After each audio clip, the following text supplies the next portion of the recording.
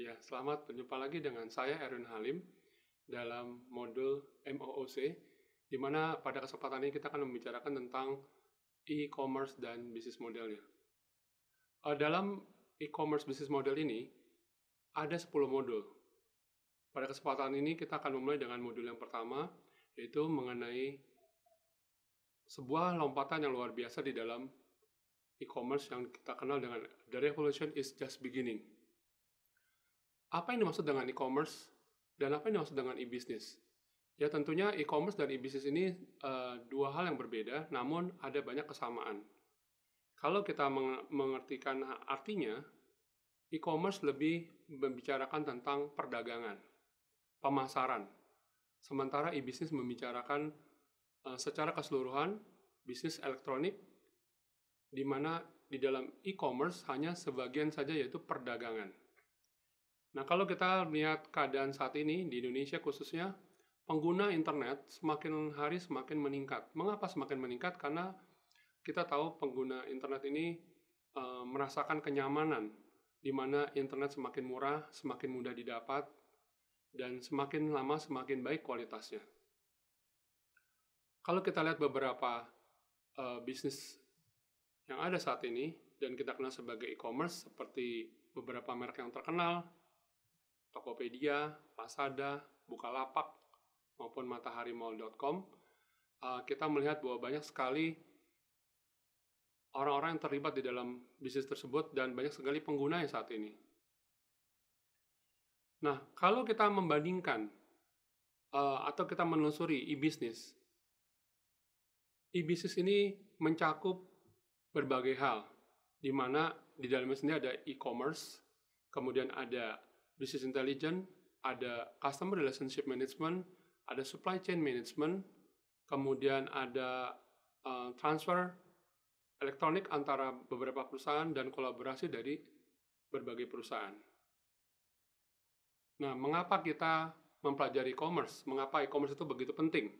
Ya, tadi seperti sudah saya sampaikan bahwa e-commerce ini merupakan satu keadaan di mana saat ini kemajuan dari teknologi khususnya di bidang internet semakin lama semakin meningkat, sehingga satu keadaan mau tidak mau kita harus melakukan perdagangan elektronik, di mana perdagangan elektronik ini atau kita kenal dengan e-commerce ini memberikan banyak manfaat bagi perusahaan.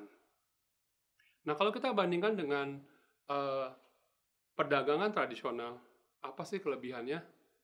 Nah, di antaranya perdagangan tradisional adalah pelanggan harus datang, harus mendatangi toko, dan kalau dari sisi yang lain, dari perusahaan harus memberikan atau melayani pelanggan dengan mengirimkan salesnya.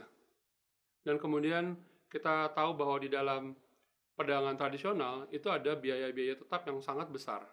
Dan kemudian ada informasi yang tidak seimbang di dalam perdagangan tradisional. Maksudnya seperti apa? Informasi yang asimetris atau tidak seimbang ini adalah di mana konsumen sering sekali tidak mengetahui produk atau jasa yang mereka beli, sementara pedagang lebih mengetahuinya. Nah, dalam keadaan seperti ini biasanya konsumen lebih dirugikan dibandingkan pedagang. Nah, kalau kita lihat, ya, mengapa e-commerce ini menjadi begitu penting? Tadi sudah saya sampaikan, karena pertama ada satu istilah yang disebut dengan ubiquity. Apa itu ubiquity? Ubiquity adalah satu keadaan di mana kita bisa menggapai e-commerce ini dimanapun kita berada, ya. Dan juga kita kenal dengan istilah yang namanya dengan global reach, atau mencapai wilayah di luar negara kita secara global. Dan kemudian biasanya e-commerce ini mempunyai standar yang universal, ya. Jadi kalau kita memesan barang, lalu kita melakukan pembayaran dimanapun, di dalam e-commerce itu ada sistem seperti tersebut. Nah, kemudian biasanya di dalam e-commerce ini informasi yang disediakan sangat limpah, atau kita kenal dengan information richness.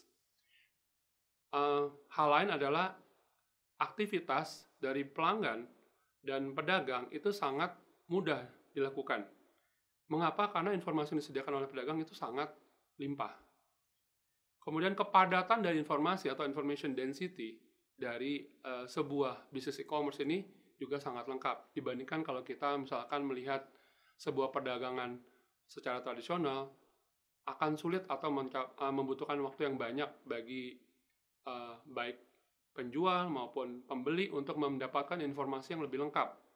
Ya, faktor lain adalah customization atau mengubah informasi yang ada di dalam produk atau jasa yang diberikan itu dapat dilakukan dengan mudah sekali. Ya, misalkan kita ingin meningkatkan deskripsi dari produk itu atau jasa tersebut, kemudian kita merubah harga, itu mudah sekali dengan kita mengganti di dalam situs web yang kita gunakan. Kemudian faktor dari sosial teknologi saat ini, kita tahu bahwa banyak sekali penggunaan dari sosial media yang semakin lama semakin meningkat, dan ini mempengaruhi banyak pelanggan untuk berbelanja. Nah, saat ini ada yang dikenal dengan Web 2.0, padahal saat ini juga ada yang kita kenal dengan Web 3.0 ya, di mana dalam Web 2.0 itu adalah penggunaan sosial media yang semakin lama semakin meningkat. Di antaranya kita tahu ada Twitter, Facebook, ya ada YouTube, ada Wikipedia, dan sebagainya. Kemudian kalau kita melihat tipe-tipe dari e-commerce yang ada, ya di beberapa yang kita bisa kenal adalah B2C, yaitu business to customer, di mana sebuah perusahaan bisa langsung memperdagangkan produk atau jasanya langsung pada customer. Kemudian ada B2B, business to business, di mana perusahaan dengan perusahaan yang lain melakukan perdagangan, dan C2C atau customer to customer, di mana konsumen dapat langsung berbisnis atau berdagang dengan konsumen yang lain. Nah, hal ini bisa kita lihat di dalam misalkan B2C, kita lihat di dalam Lazada misalkan, ya. Kemudian kalau C2C kita bisa melihat di dalam Tokopedia, di mana Tokopedia sebuah marketplace yang mengumpulkan banyak pedagang dan banyak pembeli. Nah, bagaimana dengan B2B? Nah, mungkin kalau B2B ini kita akan sulit mendapatkan contoh, karena biasanya kalau B2B antara perusahaan yang sangat terbatas. Penggunaan internet saat ini sudah saya sampaikan bahwa sejak tahun 60 sudah dimulai, ya, di mana penggunaan internet itu sebelumnya terjadi di dalam universitas, ya, di mana penggunaannya lebih kepada transfer dari data.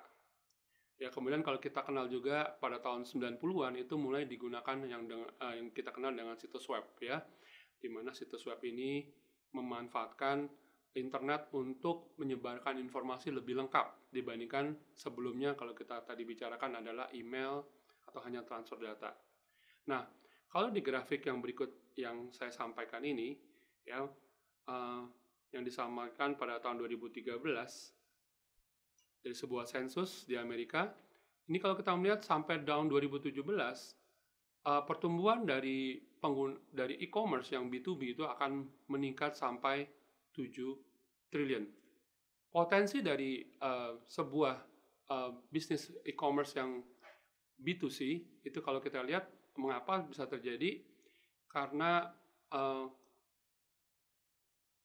hambatan di dalam pertumbuhan dari B2C dalam e-commerce itu beberapa hal yang menyebabkan, diantaranya adalah teknologi yang cukup mahal, kemudian kebutuhan akan kemampuan atau skill yang lebih tinggi, dan kemudian adanya kejenuhan di dalam penggunaan dari B2C ini. Nah, hal lain yang perlu kita perhatikan di dalam e-commerce adalah masalah organisasi. Jadi organisasi dalam arti seluas-luasnya, di antaranya adalah dari teknologi, ya. Jadi penggunaan teknologi dan perkembangan teknologi sangat penting di dalam e-commerce. Kemudian dari sisi bisnisnya sendiri, bagaimana penggunaan teknologi tadi ini di dalam sebuah bisnis. Dan kemudian yang ketiga adalah society, yaitu komunitasnya.